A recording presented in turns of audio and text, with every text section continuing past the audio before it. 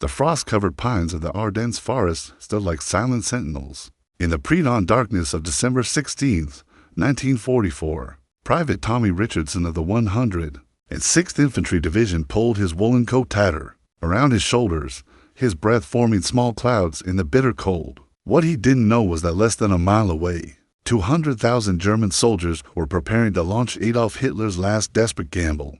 On the Western Front, the quiet sector had lulled the Allied forces into a false sense of security. For weeks, the Ardennes had been considered a ghost front where green American divisions could gain experience and battle-weary veterans could rest. The thick forests and rugged terrain were deemed impassable for large-scale armored operations. General Omar Bradley had called it a calculated risk, but Hitler and his generals saw it as an opportunity dot at precisely 5:30 that morning. The earth erupted in thunder. Over 1,600 German artillery pieces opened fire simultaneously along an 85-mile front, shattering the winter silence and the illusion of safety. The barrage was so intense that soldiers miles away could feel the ground trembling beneath their feet. Trees splintered like matchsticks, and the snow-covered landscape transformed into a hellscape of smoke and fire. Lieutenant Colonel Hurley Fuller, commanding the 2nd Battalion of the 422nd Infantry Regiment, was thrown from his cot as shells began falling around his command post. "What in God's name is happening?" he shouted over the deafening roar. His radio man, Sergeant Mike O'Brien, was frantically trying to establish contact with higher headquarters, but the carefully planned German artillery had severed most communication. Lines. The bombardment lasted for 90 minutes, the longest and most concentrated artillery barrage the Germans had unleashed since the beginning of the Normandy campaign. When the guns finally fell silent, an eerie quiet descended over the forest, broken only by the groaning of wounded men and the crackling of fires ignited by the explosions. Then came the rumble of tanks. Through the morning mist emerged the silhouettes of German panzer divisions, their tracks grinding through the snow and debris. The 5th Panzer Army under General Hassel von Manteuffel was advancing from the north, while the 6th Panzer Army commanded by Sepp Dietrich pushed from the south. Between them, the 7th Army provided infantry support for what Hitler had codenamed Operation Watch on the Rhine. According to military historian Stephen Ambrose's detailed account in Citizen Soldiers, the surprise was so complete that many American units were overrun.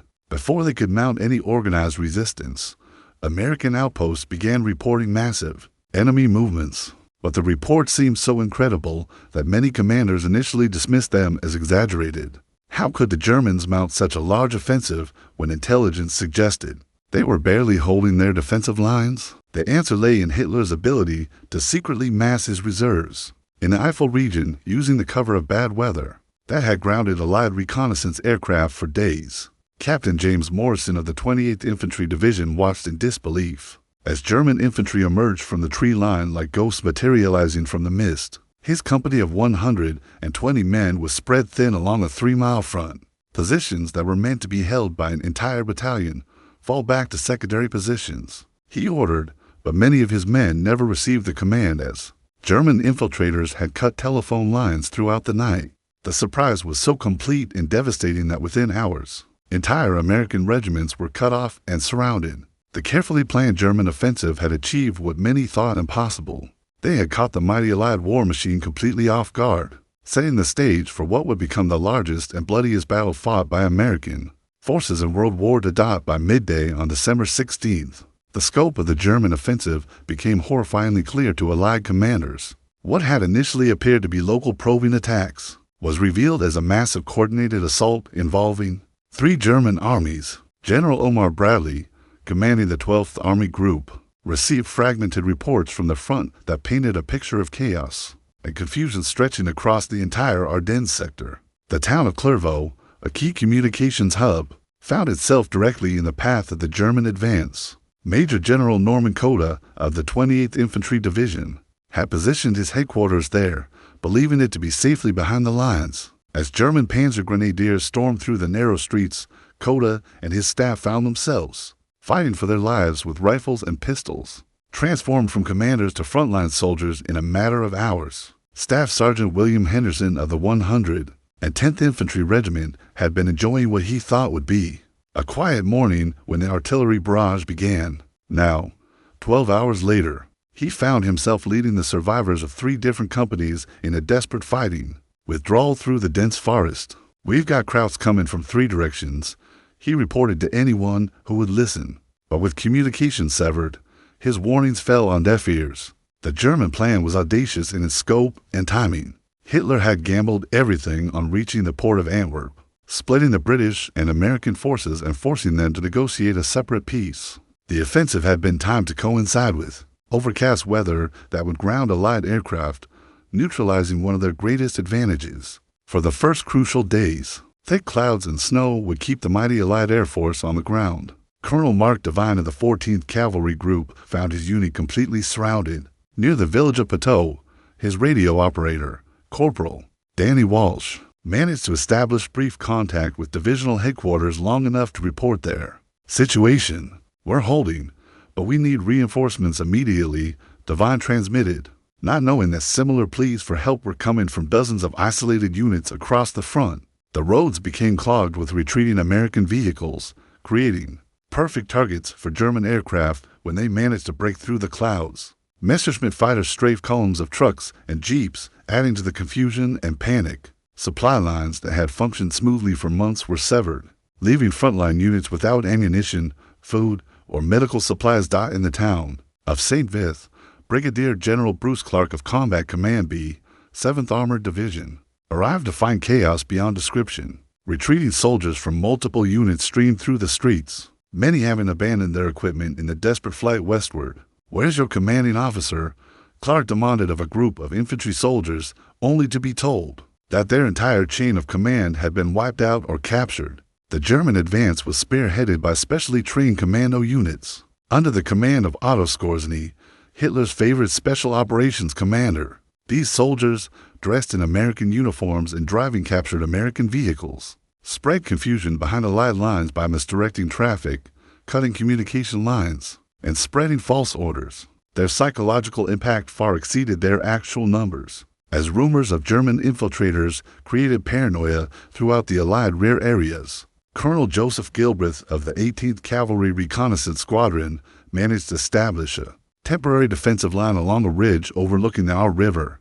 His men, armed with light weapons and a few armored cars, watched in awe as an endless column of German tanks and assault guns crossed the valley below.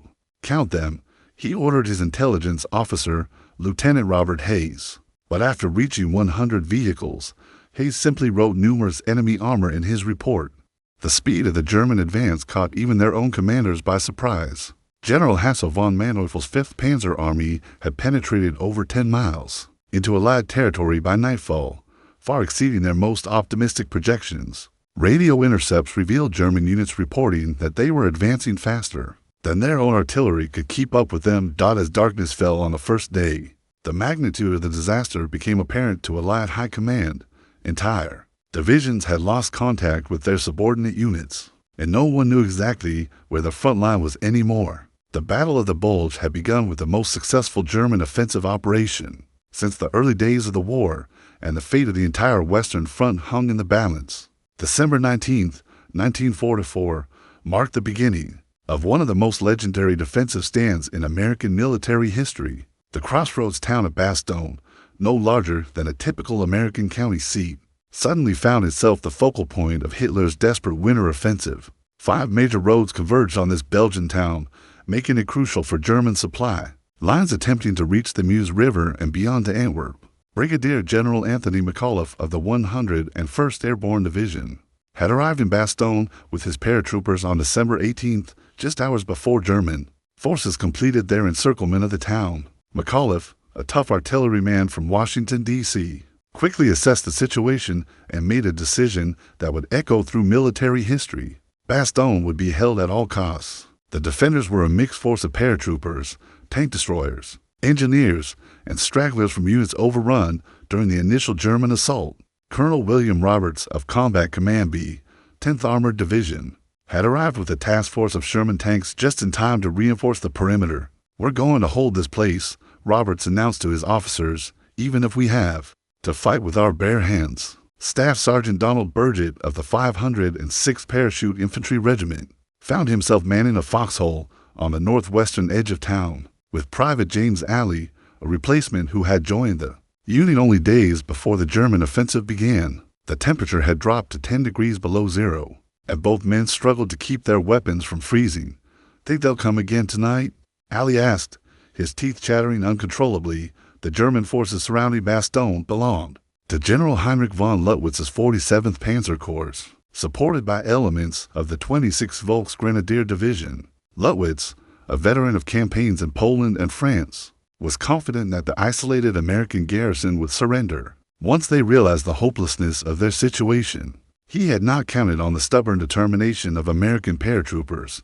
Captain James Parker of the 327th Glider Infantry Regiment was responsible for defending a section of the perimeter that included the village of Champs. His company of 85 men faced repeated attacks by German infantry, supported by assault guns. "Hold fast" became Parker's constant refrain as his men repulsed attack after attack, leaving the snow-covered fields littered with German casualties. The siege conditions in Bastogne grew more desperate with each passing day. Medical supplies ran critically low at the makeshift hospital established in the town seminary. Major John Pryor, the division surgeon, performed operations by candlelight, using doors torn from buildings as operating tables. Wounded men lay in unheated rooms, their plasma frozen solid in the bitter cold. Military records from the National Archives indicate that the defenders of Bastogne were reduced to 1 round of artillery ammunition per gun by December 22nd, forcing commanders to restrict firing to only the most critical targets. Food became increasingly scarce as the siege continued. Colonel Curtis Renfro, the division's supply officer, organized foraging parties that scavenged abandoned German positions for rations and equipment. His men discovered that German soldiers carried superior winter clothing and warmer boots, items that the American defenders desperately needed in the sub-zero temperatures. On December 22nd, German emissaries approached the American lines under a white flag. Major Alvin Jones of the 327th Glider Infantry escorted the German officers to General McAuliffe's headquarters, where they delivered an ultimatum demanding the surrender of Bastogne. The German message warned of annihilation if the Americans refused to capitulate. McAuliffe's response became legendary in American military folklore. After consulting with his staff, the general dictated a single-word reply: nuts. Colonel Joseph Harper, tasked with delivering the response to the German emissaries, had to explain that it meant the same as "go to hell." The German officers departed, clearly puzzled by the American idiom, but understanding the message's intent. Lieutenant Colonel Harry Kinnard of the division staff later recalled the scene in the command post. After the German ultimatum was rejected, the general was remarkably calm. Kinnard remembered. He simply said, "We were going to continue fighting," and that was the end of the discussion. The decision to reject surrender sealed Bastogne's fate as a symbol of American resistance. As night fell on December 22nd, the defenders of Bastogne prepared for what they knew would be the most determined German assault. Yet, radio intercepts indicated that enemy forces were massing for a coordinated attack from multiple directions and foxholes around the perimeter. American soldiers checked their weapons one final time and waited for the storm to break, while the defenders of Bastogne endured their desperate siege 100 miles to the south. General George Smith Patton, Jr. was orchestrating one of the most remarkable military maneuvers in modern warfare. On December 19th, Supreme Allied Commander Dwight David Eisenhower had summoned his top generals to an emergency conference in Verdun, the site of World War I's bloodiest battle. The mood was grim as intelligence reports painted an increasingly dire picture of the German breakthrough. "The present situation is to be regarded as one of opportunity for us and not a disaster," Eisenhower declared, his calm demeanor masking the gravity of the crisis. He turned to Patton, whose Third Army was engaged in operations near the German border to 100 miles south of the breakthrough. "George, how soon can you attack north and relieve Bastogne?" Patton, never one for false modesty, replied without hesitation, "As soon as you're through with me." When pressed for specifics, he confidently stated, "in 48 hours." The other generals in the room exchanged skeptical glances, moving an entire army that distance in winter conditions, while changing the direction of attack by 90 degrees, seemed impossible even for the notoriously aggressive Patton. What the other commanders didn't know was that Patton had already anticipated this moment. His chief of staff, Brigadier General Hobart Gay, had been secretly developing contingency plans for exactly this scenario. 3 different plans had been prepared, each designed to swing the Third Army north to counterattack German forces in the Ardennes. The foresight of this planning would prove crucial in the coming hours. Colonel Oscar Koch, Patton's intelligence officer, had been tracking German preparations in the Eifel region. For weeks, unlike higher headquarters, Koch had correctly interpreted the enemy buildup as preparation for a major offensive, rather than defensive reinforcements. His warnings had been largely ignored, but his analysis enabled Patton to position his forces for rapid redeployment. Major General John Milliken's Third Corps began the complex redeployment on December 21st. The 4th Armored Division, under Major General Hugh Gaffey, led the advance, followed by the 26th and 80th Infantry Divisions. The logistics of moving over 100,000 men with their equipment, vehicles, and supplies through a single road network in the middle of winter challenged every assumption about military mobility. Staff Sergeant Robert Sherwood of the 37th Tank Battalion, 4th Armored Division, found himself part of an endless column of vehicles stretching as far as the eye could see. Never seen anything like it, he told his tank commander, Sergeant Carl Morrison, as they passed through the town of Arlen. The roads were icy and treacherous, but the column pressed forward with urgency born of desperation. The weather remained Patton's greatest enemy.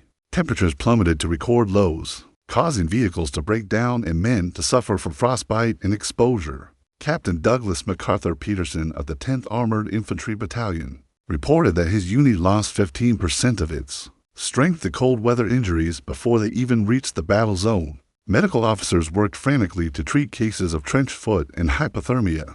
Lieutenant Colonel Creighton Abrams, commanding the 37th Tank Battalion, pushed his Sherman tanks through the frozen countryside with characteristic determination. Abrams, who would later become a legendary figure in his own right, drove his men mercilessly toward their objective. "We're going to get to those paratroopers if we have to push these tanks all the way," he declared over the radio.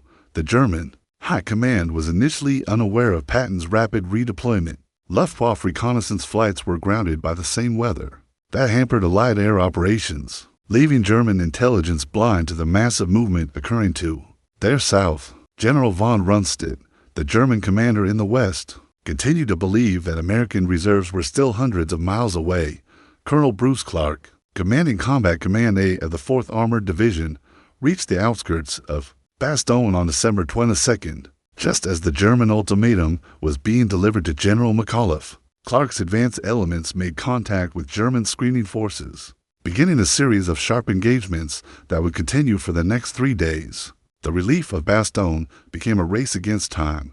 German forces surrounding the town were receiving reinforcements daily, and intelligence reports suggested that a massive assault was being prepared. Captain Dwight Eisenhower Wallace of the 53rd Armored Infantry Battalion pushed his men forward despite mounting casualties. "Those airborne boys are counting on us," he radioed to his company commanders. As Christmas Eve approached, Patton's forces were engaged in desperate fighting on multiple fronts. The 4th Armored Division was within 5 miles of Bastogne, but German resistance was stiffening with each mile. Tank battles raged across snow-covered fields as American Shermans clashed with German Panthers and Tigers. The fate of the besieged garrison hung in the balance, depending on whether Patton's remarkable gamble would succeed. December 23rd, 1944, dawned with crystalline clarity over the Ardennes forest. For the first time in over a week, the heavy overcast that had grounded Allied aircraft began to break apart, revealing patches of brilliant blue sky and foxholes and command posts across the battle zone. American soldiers looked up with hope and relief. The weather was finally changing, and with it, the entire dynamic of the battle. Captain Robert Sink of the 506th Parachute Infantry Regiment was among the first to spot the distinctive silhouettes of Allied aircraft appearing through the clearing clouds. "Here comes the cavalry," he shouted to his men as flights of P-47 Thunderbolts roared overhead toward German positions. The psychological impact on the beleaguered defenders was immediate and profound. After days of fighting alone, they were no longer isolated. The clearing weather allowed the implementation of Operation Repulse, a massive airlift operation to resupply the surrounded garrison at Bastogne. Colonel William Berdini, commanding the 406th Fighter Group, led the first wave of transport aircraft carrying desperately needed medical supplies, ammunition, and food. Flying through intense German anti-aircraft fire, These cargo planes represented a lifeline for the 23,000 Americans trapped in the town. Lieutenant Richard Winters of the 506th Parachute Infantry Regiment watched as C-47 transport planes began dropping supplies by parachute. Many of the bundles landed in German-controlled territory, leading to fierce firefights as both sides scrambled to recover the precious cargo. "Get to those bundles before the Krauts do," Winters ordered his men, who sprinted across open ground, under enemy fire to secure medical supplies that could save wounded comrades. The German High Command recognized that the clearing weather spelled doom for their offensive. Luftwaffe General Adolf Galland launched Operation Bodenplatte, a desperate attempt to destroy Allied airfields with a massive surprise attack on January 1, 1945. Over 800 German aircraft struck Allied bases across Belgium and northern France. While the attack achieved tactical surprise, it represented the death throes of the German Air Force, which lost irreplaceable pilots and aircraft it could not afford to sacrifice. Major John Bolt of the 327th Glider Infantry Regiment coordinated the defense of a critical sector of Bastion's perimeter. As German forces launched their most determined assault yet, the attack came at dawn on Christmas Day, with German infantry supported by Tiger tanks attempting to penetrate American lines near the village of Hemrul. Bolt's men fought with desperate courage, knowing that a breakthrough would doom the entire garrison. The battle for Bastogne reached its climax on Christmas morning, as German forces under General Heinrich von Luttwitz made their final attempt to capture the town. Sergeant Leo Gormley of the 420th Armored Field Artillery Battalion directed fire missions that broke up repeated German attacks. "We're throwing everything we have at them," Gormley reported to his battery commander, Major William Desabry, as American howitzers fired continuously despite critically low ammunition supplies. According to the official history compiled by the United States Army Center of Military History, the airlift operations to Bastogne delivered over 300 tons of supplies during the siege, proving crucial to the garrison's ability to maintain its defense. The weather continued to improve throughout Christmas Day, allowing Allied tactical aircraft to conduct hundreds of sorties against German positions. P-51 Mustangs strafed German supply columns, while Douglas A-26 invaders bombed concentration areas and ammunition dumps. The German offensive, which had depended on bad weather to neutralize Allied air superiority, was now exposed to devastating aerial attack. Colonel James O'Hara of the 5th Armored Division's Combat Command Reserve made contact with elements of the 4th Armored Division south of Bastogne on December 26th. The link-up represented the first crack in the German encirclement, though fighting continued as German forces attempted to maintain their stranglehold on the vital crossroads town. The psychological impact of the weather change extended throughout the entire battle zone. American morale, which had plummeted during the initial German breakthrough, began to recover as soldiers saw friendly aircraft overhead and received fresh supplies. Conversely, German morale suffered as their forces found themselves exposed to constant air attack and realized that their window of opportunity was rapidly closing. Lieutenant Colonel Harry Kinnard of the 101st Airborne Division later described the moment when radio contact was established with Patton's advancing forces. "It was like Christmas morning for real. We could hardly believe that relief was actually coming." The knowledge that they were no longer alone transformed the defenders' mindset from desperate survival to confident resistance. As night fell on December 26th, the immediate crisis had passed. The German offensive had been blunted, Bastogne remained in American hands, and Allied forces were counterattacking along multiple axes. The Battle of the Bulge was far from over, but the initiative had begun to shift. Hitler's gamble had failed to achieve its strategic objectives, and German forces found themselves increasingly vulnerable to Allied counterattacks, supported by overwhelming air superiority. December 27, 1944, marked the beginning of the end for Hitler's Ardennes offensive. The narrow corridor linking Bastogne to friendly forces was barely half a mile wide, but it represented far more than its physical dimensions suggested. For the first time since the battle began, American forces were advancing rather than retreating, and German commanders found themselves fighting a defensive battle they were unprepared to wage. Major General Ernest Harman's 2nd Armored Division struck the northern shoulder of the German penetration with devastating effect. Harman, a tough veteran of North African campaigns, had positioned his division to attack the leading elements of the 2nd Panzer Division near the town of Celles. The German spearhead which had advanced to within 4 miles of the Meuse River, suddenly found itself cut off and surrounded by American armor. Colonel Sidney Hines of Combat Command A launched his attack at dawn, catching German forces completely by surprise. The 2nd Panzer Division, commanded by Colonel Meinrad von Laukert, had been advancing confidently toward their objective when American Shermans appeared on their flanks. "We've got them in a pocket," Hines radioed to division headquarters, as his tanks systematically destroyed German armor trapped in the narrow valley. Staff Sergeant John MacDonald of the 82nd Reconnaissance Battalion observed the destruction of an entire German armored column from his position on Hill 147. "It was like a turkey shoot," MacDonald later recalled. "The Krauts couldn't maneuver in that terrain, and our boys just picked them off one by one." Over 80 German tanks and assault guns were destroyed. In what became known as the Battle of Sels, the German supply situation became increasingly desperate as Allied aircraft interdicted roads and rail lines throughout the occupied territory. General Hassel von Manteuffel reported to Army Group B headquarters that fuel shortages were immobilizing entire divisions. Many German units were forced to abandon their vehicles and continue fighting as infantry, dramatically reducing their combat effectiveness. Colonel Joachim Peiper, commanding Kampfgruppe Peiper of the 1st SS Panzer Division, found his force trapped near the village of Stoumont.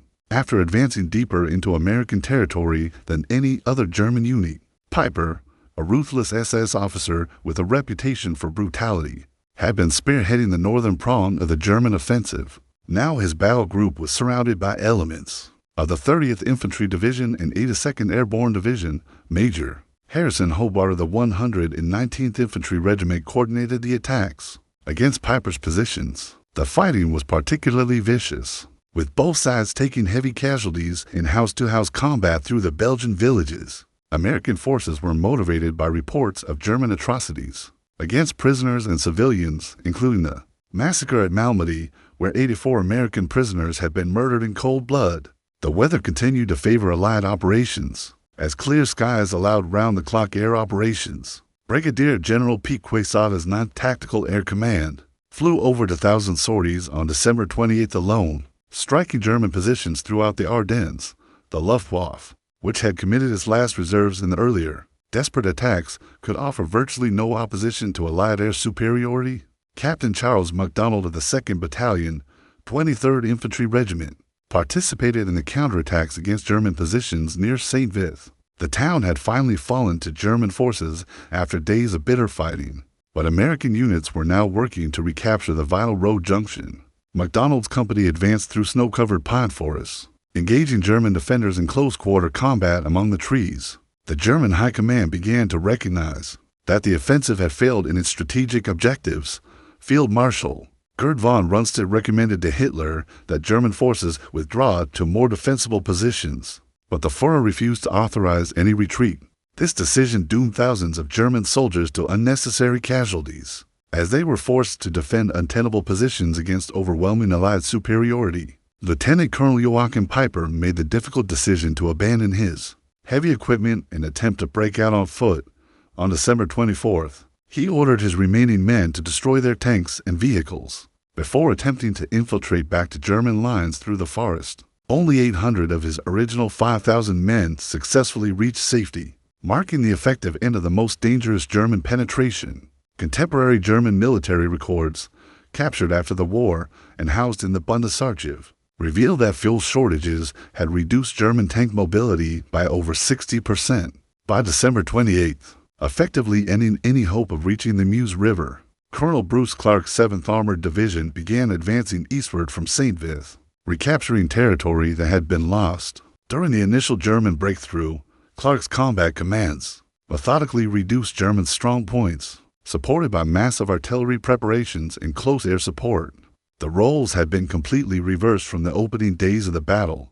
General Omar Bradley, whose 12th Army Group had borne the brunt of the German offensive, began planning Operation Thunderbolt, a coordinated counteroffensive designed to eliminate the German salient entirely. Bradley coordinated with Field Marshal Bernard Montgomery, whose 21st Army Group would attack from the north, while American forces struck from the south. The German Bulge was about to become a trap for Hitler's remaining reserves. As 1944 drew to a close, it became clear that Hitler's last gamble had not only failed, but had actually hastened Germany's Defeat. The cream of the German armored forces lay destroyed in the Belgian forests, and the Wehrmacht would never again mount a major offensive operation in the West.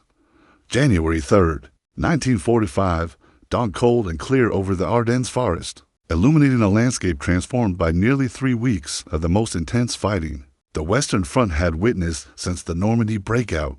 The German salient, which had once threatened to split the Allied armies and reach the vital port of Antwerp, was now a shrinking pocket of resistance surrounded by converging American and British forces. General Courtney Hodges of the First Army coordinated the southern pincer of the Allied counteroffensive, while Field Marshal Bernard Montgomery's forces attacked from the north. The two-pronged assault was designed to cut off German forces still trapped within the Bulge and prevent their withdrawal to the safety of the Siegfried Line. The methodical elimination of the salient would take another 3 weeks of bitter fighting. Major General James Gavin's 82nd Airborne Division advanced through the same forests where German forces had achieved their initial breakthrough.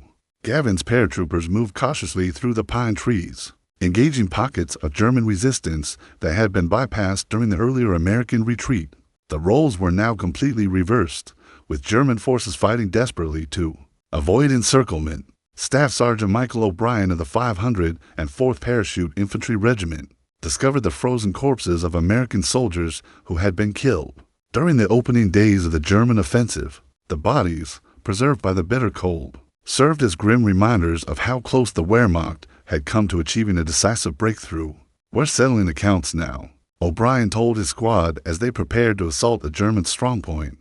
The German withdrawal became increasingly disorganized as fuel shortages and Allied air attacks disrupted supply lines. Colonel Hans von Luck of the 21st Panzer Division reported to his superiors that his remaining tanks were immobilized for lack of gasoline. Many German units were forced to abandon their heavy equipment and retreat on foot through the snow-covered forests. Lieutenant Colonel Creighton Abrams continued to spearhead the advance of the 4th Armored Division as Patton's forces pushed northward to link up with 1st Army units. The aggressive tank commander had become legendary among his men for his fearless leadership and tactical brilliance. His battalion was often the first to engage German positions and the last to break contact. When withdrawn, the town of Hofelize became the focal point of Allied convergence operations. This small Belgian community sat squarely in the center of the German salient, making it the logical meeting point for forces advancing from north and south. General Omar Bradley personally visited forward units to observe the final phases of the operation that would eliminate Hitler's last offensive gamble. Captain Robert Phillips of the 84th Infantry Division participated in the assault on La Roche, a key German strongpoint blocking the American advance.